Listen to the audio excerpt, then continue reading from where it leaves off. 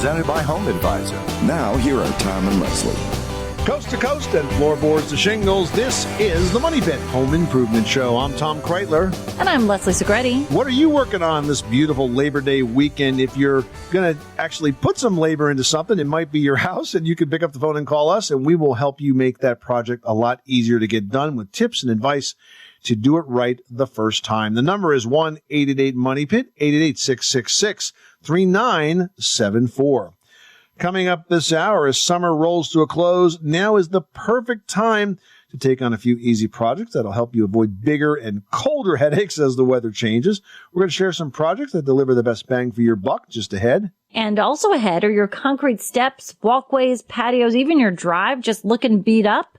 Well, we're going to share a tip on a new product designed for DIYers that can completely restore those surfaces for a fraction of the cost of replacement, and it'll have them ready for winter's wrath. And if you've got kids that are off to college or permanently flown the coop and left behind some unused space, we've got some creative ideas for putting all that extra square footage to good use. But first, we want to know what you want to know. Give us a call. Let us know what you are working on. Hopefully, you're only working at the grill this Labor Day weekend. But whatever it is, we are here for you. I won't judge if you're working on something. I myself plan to be relaxing as soon as I put up these headphones. So give us a call and let us know how we can help. 888-666-3974. Give us a call right now. Let's get to it. Leslie, the phones are lighting up. So I guess there are some folks out there that are working. Who's first? All right, now we've got Heather in California on the line with a question here at the Money Pit. What can we do for you today? I just bought a house with my husband, our first house, and it was built in 1937. It is on a perimeter foundation, and the previous owners actually had some of the downspouts that were pointing at the foundation instead of away from the foundation. So the concrete is basically destroyed on the foundation. There's also some issues with soil settlement since the house was built. So the floors aren't completely level either. So we've had some people come out and give us quotes in terms of like a full foundation replacement on the house. And it's looking like it will be upwards of $150,000 to do this. Let me stop you right there. The people that have come out to give you quotes on a new foundation, have you had any independent structural advice that wasn't associated with a contractor? So, for example, have you had the foundation evaluated by a structural engineer? Only a structural engineer that worked for the general contractor that came out. That's a direct conflict of interest. And, of course, okay, they're going to tell you got a bad foundation, and their guy's just the guy to fix it for you. So first thing you need, especially with a repair of this size, is you need independent expert advice. That means a civil engineer or a structural engineer or an architect that can examine that foundation, because I got to say that I have almost never seen a house that needed a complete new foundation, even one that was built in the 30s. When you say it's destroyed because of the water, just define that. I mean, the fact that the floors are out of level. I mean, look, my house is built in 1886. It's got lots of floors that are out of level, but it doesn't mean you need a new foundation. Well, why do you say it's destroyed? Everyone that went under there said the concrete has vertical cracks in it and also is crumbling. So even one of the inspectors took a video for us, and he just touched the concrete, and then it just came off in his hands. Well, that would be spalling. That's not necessarily concrete that's coming off. They did use that word, spalling. So spalling could be concrete, or it could be mineral salts, especially since you have a water problem there. Sometimes people think their foundation is deteriorating and it's just mineral salt deposits that fall right off the surface. Mineral salt deposits are what's left behind when the water that gets into it from the ground and from the rain evaporates, and it leaves behind its salt. So it looks very much like concrete. It can be dark gray and crumbly, but that's not concrete. Mm-hmm. So I'm not convinced by what you're telling me that you need a new foundation. Certainly, you may need some repairs.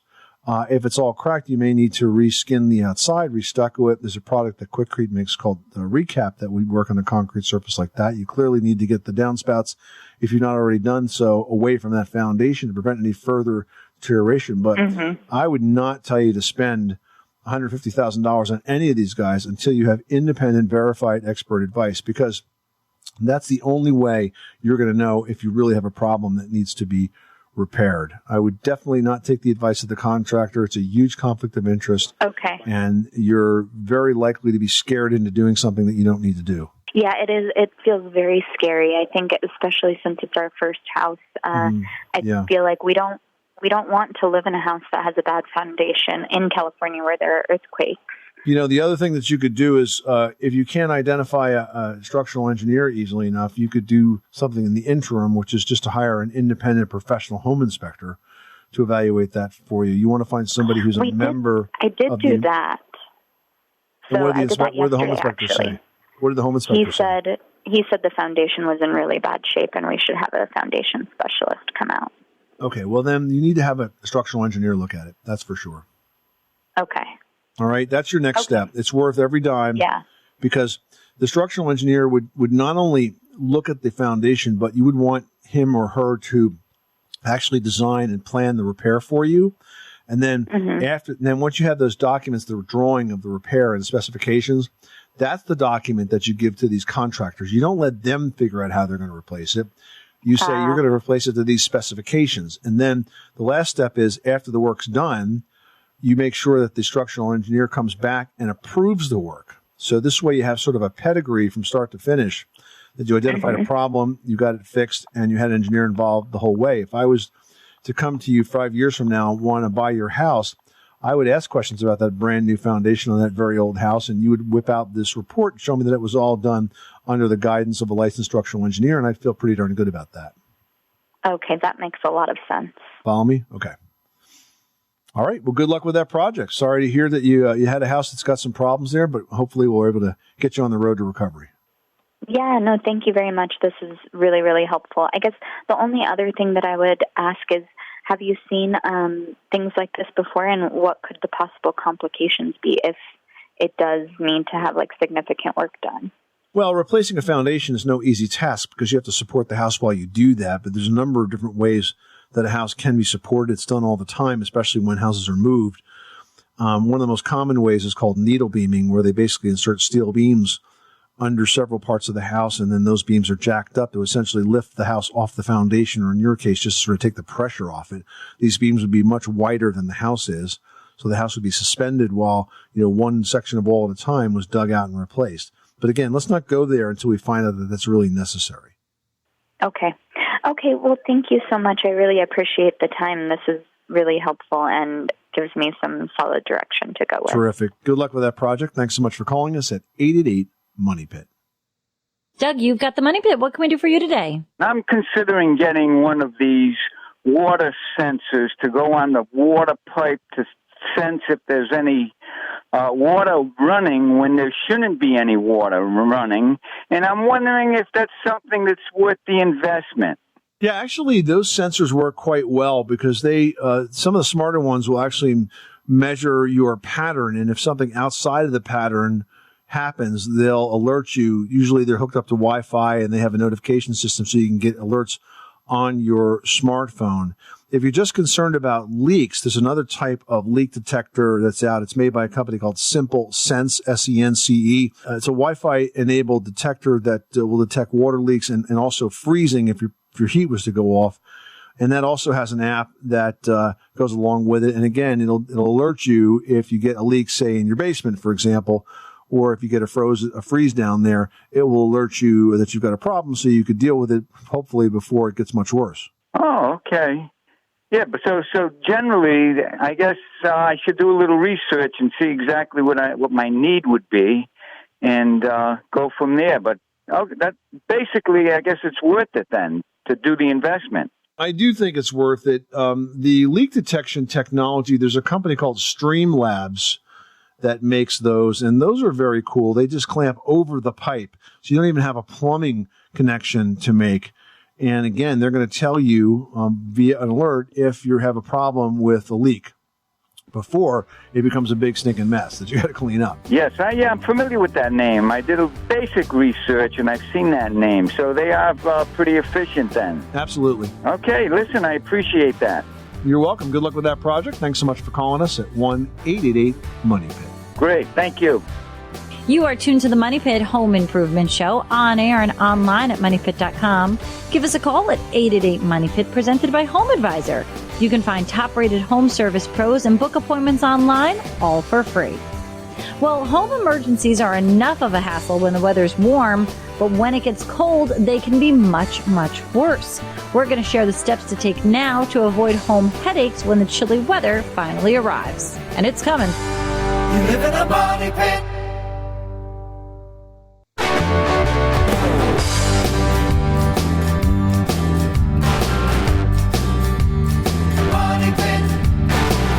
The Money Pit is presented by Quikrete Fast Setting Concrete Mix in the red bag. Make your next outdoor concrete project quick and easy. Quikrete Fast Setting Concrete Mix. Look for it in the red bag. Making good homes better. This is the Money Pit Home Improvement Show. I'm Tom Kreitler. And I'm Leslie Segretti. Give us a call right now with your home improvement question. The number is 1-888-MONEY-PIT. All right, Pat in Michigan, tell us what's going on with the leak. Yes, we had some shingles that blew up and the water got underneath and it leaked and then onto my ceiling.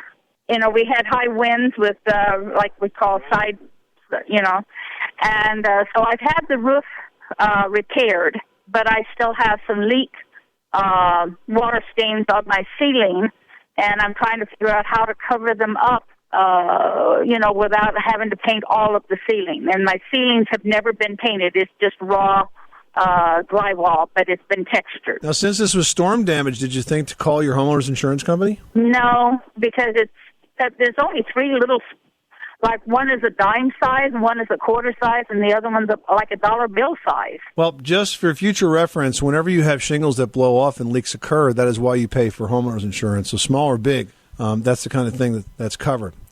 If it was a worn out roof, that's one thing. But if you have storm damage where shingles blow off and water gets in, then you could have had that whole ceiling repainted at the expense of your insurance company. But okay, we're past that now. So the question is, how do you deal with those stains? Whenever you have a water stain on a ceiling, you have to prime that spot. Since there's small spots like that, you can spot prime it, which basically means just to prime over those little spots themselves, and then you'll paint over that. You'll have to, if you don't have some of the original paint, you're going to have to pick up something that matches. There is no paint. This is just drywall, textured drywall, and they did not paint the drywall. They never painted the drywall? No. Ceilings here are not painted unless you ask for it. Okay, well, all I can tell you is if you want to get rid of the stain, you have to prime it. You have to prime on top of it. If you don't prime on top of it, anything that you put over that is going to leak right through. So it might be time to think about painting the ceiling, Pat. Oh, boy. Okay, well, thank you very much. I certainly do appreciate your time. Good luck with that project. Thanks so much for calling us at 888-MONEY-PIT.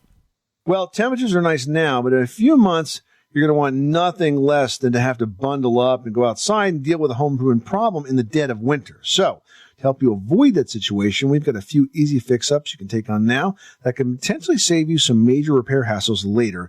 And I think we should start with by talking about leaks. Yeah, that's a good one. Now leaks or water emergencies for that matter can be pretty serious. So if you have something like a pipe that gets frozen and then breaks, that's very common when it's cold out. So now is the time to locate and label important water valves. And I'm talking about the water main valve, the water heater valve, hose valves, ice makers, all of that. Now, knowing where these valves are and what they do can spare you major damage and hassle if cold weather strikes. Next, you want to make sure your roof is truly leak-free. After the next big fall rainstorm, you want to grab a flashlight, head up into the attic, and inspect some of those areas, especially around chimneys and plumbing vents, where those pipes meet the roof. Then grab some binoculars and inspect the same spots on top, scanning also for missing shingles and loose flashing that need to be replaced. Just a really careful review after a heavy rain is really smart to do right now before that water leaks through to a ceiling. Yeah, also think about fixing loose handrails. I mean, that can avoid an emergency this winter. You want to make sure that all of the handrails inside and outside are secure, repair any loose railings, posts, spindles. I mean, these things need to be extra sturdy, especially when conditions are icy. And finally, think about caulking your chimney crown. Now, that's the part that's on top of the chimney. It's between the brick edge and the clay liner. If you can't do it yourself, hire a pro. But that's a place that very frequently will crack. And when it cracks, the water gets inside the chimney, can cause the chimney to further deteriorate, or it could cause a leak inside your house. So that's an important thing to seal, and it almost always needs some maintenance. So take on one or two of those projects right now, and you will avoid a major repair hassle when it gets cold out. John in Washington's on the line has a question about painting siding. Tell us about it. I recently had a real estate agent come by to talk about selling my house, and they pointed out that I had a siding called LP siding, Louisiana Pacific siding, self-sealing, supposedly from the 1990s. And it was like a big red flag, I guess, that people didn't put any moisture barrier behind it, and it was supposed to be self-sealing when it overlapped. And I was wondering if you guys had heard about it. There was a big recall on it. Yeah, the LP siding was famous for its deterioration. It's a composite type of a siding product, and I think it was okay if it was installed perfectly, but the problem is that if you over-nail it and pierce the outside surface, it swells up, and it starts to let the water in, and it will start to deteriorate, and it does need paint. I used to joke years ago when this was going on that it was okay as long as you painted it every day before you go to work. That's a lot of work. Because it does really swell. And so I think your realtor is correct. It's going to be a red flag. You're going to be dealing with this in the transaction. What I would tell you to do, John, is before you put your home on the market, I would get a professional home inspection done as a seller so that you can find out how the house is going to show in the eyes of a buyer's home inspector who will ultimately come in once you have a contract on the place. Because the Louisiana Pacific issue should be investigated and it should be disclosed. And by disclosing it, you're not going to have to dance around with, any reactions from the buyers now not wanting to buy your place or, wanting a big credit as a result. Get to the bottom of it, get to the facts, and get it from a professional. And this way, when buyers are looking at it, you can start the conversation with, yes, I know we have LP siding. There's been concerns about it. It is not leaked. We don't intend to replace it. And I just want to make it clear right now before you have an inspector come in and tell you that it needs to be replaced. We've been following it. Here's the information on it. And I'm kind of putting that on the table. So by identifying it early on, you're not going to have to negotiate it later, because what ends up happening in situations like this is, you go down as low as you can on the price. Buyers paying as much as they can on the price, and then you find a major problem. The whole deal falls apart. So I'm trying to protect you from that happening. That's good advice. Now, do I go ahead and should I paint it, or sure. It needs to be painted, right? If it's not structurally deteriorated, that's why I say get a home inspector on there to take a look at it first and find out about not only the siding, but look, you're going to pay one price for the inspector to come out. Let him do the whole house. Yeah, okay. And find out what's going on, and this way you can either disclose it or repair it at your option, your leisure, instead of while a buyer is kind of looking over your shoulder at everything you do. You know what I mean? I see. Okay.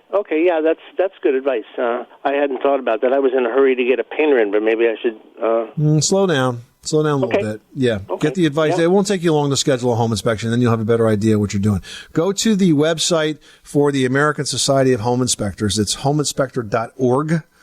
And you could find an ASHI certified home inspector there. That would be your best place to start. Is that pretty expensive? Probably $300 or $400. Oh, that's not bad. Okay. Worth it. Yep. Yeah, good. Thank you. That's a good idea. I'm glad I called. Thank you. Remember, you can reach us with your home repair, your home improvement question 24 hours a day right here at 888 Money Pit. Just ahead are your concrete steps, walks, patios, even your driveway looking beat up? Well, we're going to share a tip on a new product that's designed for DIYers that can completely restore those surfaces for a fraction of the cost of replacement and have them ready for winter's wrath after this. 888 Money Pit.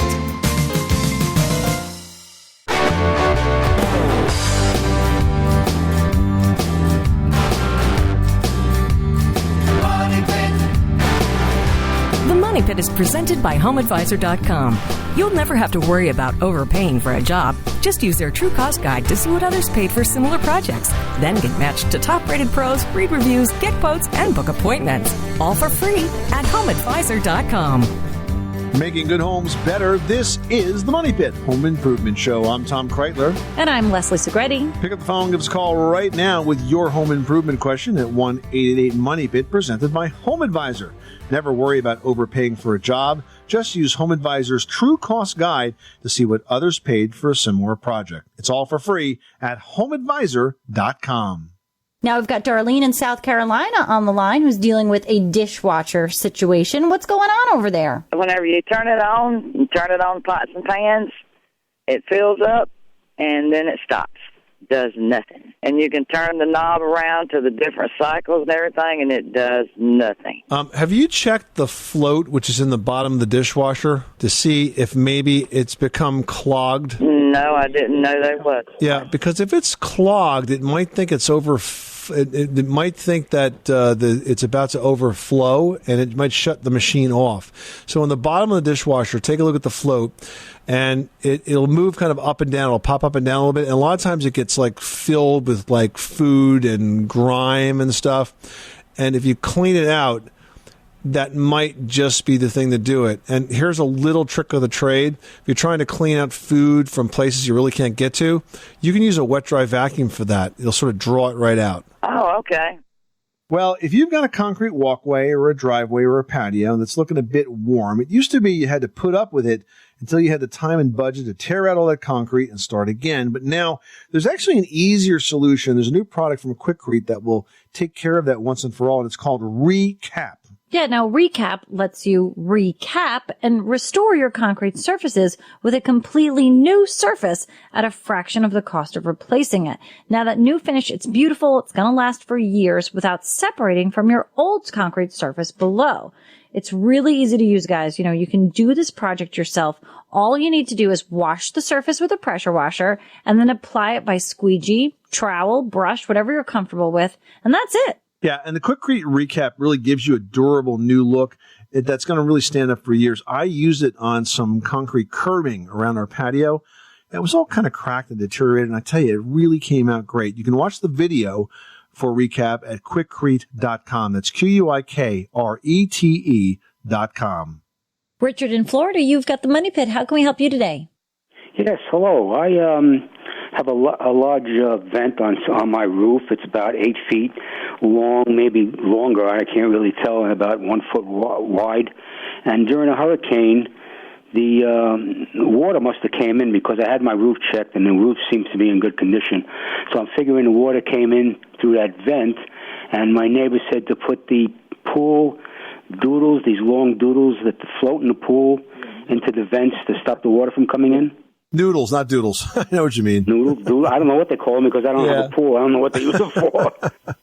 Yeah, they're things that people float on. But okay, so this is a ridge vent, goes down the peak of the roof? Yes. Yeah. There's a type of ridge vent called a filter vent, and it's made by AirVent Corporation. And the way a filter vent works is it has sort of a mesh inside of it that collects the water and then routes it to a drain channel when water blows in a hard angle like that. Because this happened during a hurricane, I would expect it's covered by insurance, your homeowner's insurance. Well, it just stained the ceiling. They made a couple of watermarks on the ceiling. Not that bad, but I mean, we got a lot of hurricanes down here, so. Well, it may be that you don't have the right type of vent for an area that gets a lot of wind-driven rain. The product's called AirVent, and you can learn more at airvent.com. It's actually a CertainTeed product, but you'll see that one of the options there is for filter vent, and you can learn more about how that works. But I think that's going to solve your problem. Thanks so much for calling us at 888-MONEY-PIT. Michelle in Minnesota is on the line with a bathroom floor thing, is all I can call it. What is going on? You're getting moisture coming up through the floor? Yes, it's a laminate floor. This is my third summer in this house, and it's the first time that I've had this issue. And it was started around the warm and humid days. At first, I thought maybe that it was my toilet leaking because I had a new toilet put in last summer. But the plumber did come out and pull the toilet, and it didn't look like it was leaking or that the seal was broken on it. So we're thinking that it's condensation from the concrete slab coming up between the slats of the laminate flooring. So the laminate flooring is on top of a concrete slab? Correct, yep. What's this doing to the floor? Is it causing it to deform in any way, or is it just showing up as a stain? It is not buckling or anything along the edges. He thinks that maybe it's a rubber flooring, more of a rubber-based flooring rather than a wood. And so it has not curled the edges or anything like that. It just seeps up as moisture, and it comes like beads up right along the edges of the laminate. Do you have air conditioning in this bathroom? I do not. Nope. Yeah, I was thinking cooler, moist air against a warmer floor could cause additional condensation. So look, if you want to reduce the moisture that's coming up through the bathroom, there's a couple of things I can suggest. First of all, you want to take a look at the grading and the drainage conditions outside that bathroom, because the slab, if it's getting very wet, is extremely hydroscopic. So all the moisture in the earth will be drawn into the slab, and that's going to wick up and show up in your bathroom, apparently. So take a look at your gutters and downspouts, make sure they're clean and free-flowing, and the spouts are extending 4 to 6 feet from the house. Get all that roof water away. And then take a look at the angle of the soil and make sure that that's sloping away. Now, do you have a fan in this bathroom? Yes. That is helpful. You might want to think about replacing the fan with one that has a built-in humidistat, because that's convenient on a couple of fronts. First of all, when you take a shower and you leave the bathroom, turn the switch off, it'll actually stay on until all the moisture is properly vented out of there. And if it does get humid on its own, then the humidistat will kick the fan on and also dry it out. They're not terribly expensive. I know Broan makes a good one. There are a number of manufacturers you can find this from. And keep an eye on the floor. Some laminate floors, stand up very well to moisture. I've seen laminate floors that can be submerged and they don't seem to be affected by it, but others will buckle just like hardwood would. So just keep an eye on it. And if it ends up that it does have to be replaced, I would paint that cement slab underneath with a couple of coats of epoxy paint to kind of seal in and stop the moisture from evaporating through it into the room. Mm-hmm. Okay. But only if you get that far. I mean, I wouldn't tell you to tear up the floor now, but if you have to replace it, just make sure you seal the slab at the same time. Mm-hmm. Yeah. Okay. Thank you. That's good. Good. Thanks. All right. Good luck. Thanks so much for calling us at 888-MONEY-PIT. Give us a call anytime with your home repair or home improvement question, 24 hours a day, 7 days a week, right here at 888-MONEY-PIT. Still to come, if your kids have flown the coop, you're feeling a little bit blue about your empty nest, we've got ideas to turn that empty space into a place that you really can enjoy when the Money Pit continues. You live in a money pit.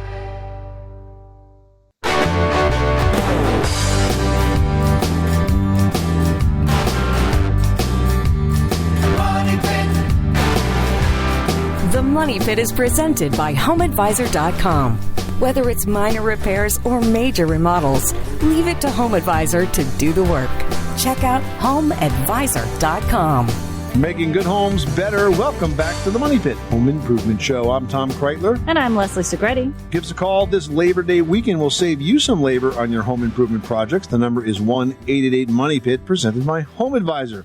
You can find out what it costs to do your home project before you hire a pro and instantly book one of Home Advisor's top-rated pros for free. Linda in Ohio, you've got the Money Pit. How can we help you today? Well, I had an old garage torn down, so I had a prior cement pad, and I had a steel building put up. I have gaps now from the steel building is not, the metal is more like a corrugated. It's got a little ripple in it, and where it meets the floor, and they put a 2x4 base around the inside to screw the metal to it.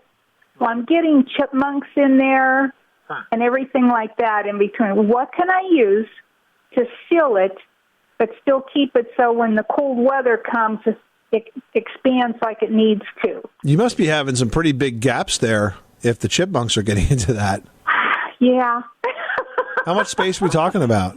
Some spots it's not very big at all, but some it's like maybe 2 or 3 inches high. Oh, wow. Because the cement pad was not really leveled, or throughout the years, too, it could have sunk down in certain areas. I don't know whether to put like another board. Yeah, so listen, if you've got 2 or 3 inches of gaps, you're going to have to add some additional sort of siding type materials to cover that gap. You could actually use additional galvanized metal and form it to fit in that space. If you have smaller gaps, those could be filled with, say, spray foam insulation, or you could use steel wool. Sometimes when we're trying to plug up little gaps, especially when it comes to rodent prevention, I'll have folks put steel wool in there that they're not apt to chew through. But you can't have a gap that big and not expect those types of animals to get by. Awesome. I'll try that. Well, whether it's the day you've been dreaming of or the one you've always dreaded, fall brings lots of empty nests for adults sending kids off to college, jobs, or even those that take them to far away places. Or maybe you're on the opposite end of that timeline. Maybe you're still growing into your big new family home. Either way, you've got unused space in your house that you'd like to take better advantage of. Now, let's talk about some of those common spaces and what you might do with it. First of all, unused bedrooms. They make great home offices, craft rooms, or even home gyms. If you add a bed or a pull-out sofa in that same space for overnight guests, you can kind of have the best of both worlds. And if the kids do return home, you can convert those rooms back to bedrooms very, very easily. But if your children have left the nest for good, you can go ahead and get creative. Now, a home spa is not only going to add luxury, but like all your bathroom upgrades, it's going to deliver a great return on investment. Now, you can mimic your favorite hotel, spa, bathroom, whatever you like, with soothing colors, great linens, even fancy towels. Always think about unique lighting fixtures because you've got to set the mood with the right dim lighting. You want the softest of luxurious materials in there. You want some great finishes. I love to mix metals, but I'm really adoring like a brass in bathrooms these days. So just have some fun with it, but totally up the luxury game. Even add an orchid or some greenery. It'll be great. Great ideas. This is the Money Pit Home Improvement Show. Give us a call right now. We're here to help you with your projects at 1-888-MONEY PIT.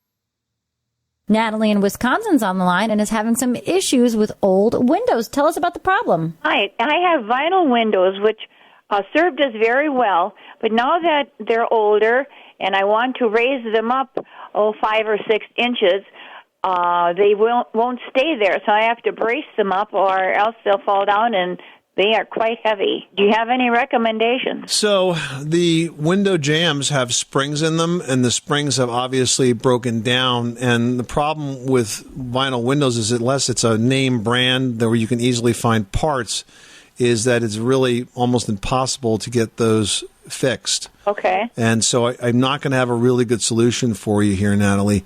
If it was an old wood window, we could talk about ways to deal with that. Because it's a vinyl window, it's already an upgraded window, and if the internal parts are breaking down, it's difficult to find repair parts for that. Okay, yes, I have been trying, and I didn't have any luck so far. Well, I mean, I would search online for the manufacturer and see if there are repair parts available, but short of that, it might be time to start thinking about new windows. Okay, thank you so much. You're welcome. Thanks so much for calling us at 888-MONEY-PIT.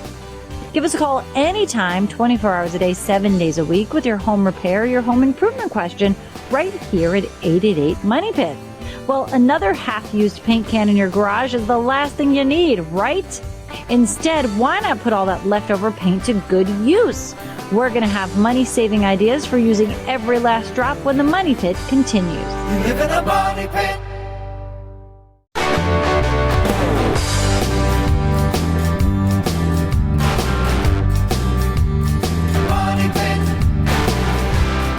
The Money Pit is presented by HomeAdvisor.com. Whether it's minor repairs or major remodels, leave it to HomeAdvisor to do the work. Check out HomeAdvisor.com. Where home solutions live. Welcome back to the Money Pit Home Improvement Show. I'm Tom Kreitler. And I'm Leslie Segretti. Give us a call right now with your home improvement question, your DIY dilemma at 1-888-MONEY-PIT, presented by HomeAdvisor, where you can find top-rated home service pros and book appointments online, all for free. That's right. And don't forget, you can post your question right here at moneypit.com, just like Molly did. Now, Molly writes, just last week, the central air conditioning fan inside my home started making a constant loud noise. What could be causing it? Is the fan hitting something?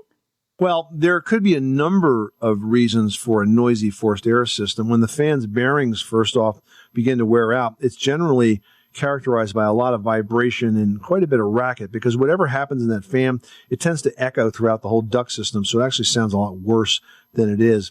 There's also a possibility that that fan can be caked with dirt or dust, which forces it out of balance. And again, that results in vibration, which transmits into noise and makes quite a loud sound throughout that entire house.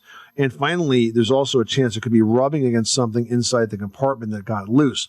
The bottom line is, to get to the bottom of the problem, you really need to have that system evaluated by an HVAC technician. It's kind of beyond the DIY level, so it's important to have your pro look at it, and they're going to look at all those things. And frankly, right now, if you've not had the system serviced, I would get it done all at the same time. We're moving into the chillier weather, so it's the right time to make sure the system is properly serviced so it operates smoothly, quietly, but most importantly, safely. because you want to make sure that it's working correctly before you turn that gas on for the winter ahead. And you know what, Molly? While the technician is there, ask them if you can purchase whatever filters your system uses. One, more, whatever you got, get a box of them. This way you always have the correct ones and you can actually change them when you're supposed to. Well, if there's one thing that most home design projects have in common, it's leftover paint. Well, don't throw it out or stash it in your garage just yet. You can put all that leftover paint to good use. Leslie has some ideas in today's edition of Leslie's Last Word. Leslie? Yeah, you know, leftover paint can feel like a headache when every other aspect of a project is done. But with a little imagination and some creative flair, you can use paint leftovers to give your home extra appeal and have lots of fun in the process. First of all, maybe you're looking for the perfect accessory for your freshly painted room. You know, adding a little of that leftover wall paint to canisters, vases, planters, flower pots, sort of those small accessories can really pull the room together. You can paint them one solid color, or you can embellish them with patterns for an added punch. But that's a great way to carry out that color tone throughout the space in smaller doses. Or maybe you want to tie that freshly painted room to the rest of the house. Go ahead and use that leftover paint, maybe update baseboard trim, even a door in another room, or you can breathe new life into a worn out old dresser, rocking chair, stool, whatever it is that's not quite looking its best, you can add a great coat of paint to and it'll feel fresh and brand new. You can also even pick up an inexpensive canvas from an art supply store and create your own artwork using your home's design palette. It's a great way to carry that color palette throughout the space. And I always like to tie it together that way by bringing in that color all throughout. And everybody these days is loving to paint the interior of bookshelves. It's a great trend. I think it's going to stick around because it sort of helps clear up those blank spaces when the decor, the accessories, whatever you're putting on those bookshelves have some, you know, open spaces rather than just seeing like a white back or a simple piece of, you know, wood, whatever the material is. You get to see a little bit of a pop of color, and you can even add, you know, a top coat to it to give it a glossy finish just to jazz up that color a little bit.